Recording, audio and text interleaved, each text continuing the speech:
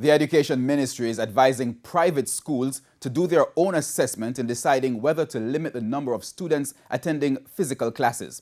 It follows an announcement by the ministry on Wednesday that only students preparing for exit exams will continue face-to-face classes. Here is Kalisha Williams with the details. It has been business as usual at private schools after the ministry announced on Monday that schools should scale back on face-to-face teaching, allowing only students doing exit exams to attend classes physically. Since then, questions have arisen as to whether private schools should also limit the number of students attending face-to-face classes. We asked Education Minister Favour Williams whether the ministry is concerned about how private schools have been operating. There is a different set of regulations, there's a different order for those entities because they are private businesses.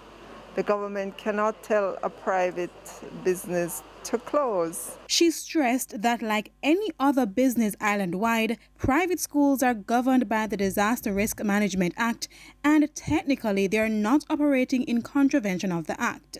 That has been from the beginning, from October. That was well defined. It's settled as to, what guides them.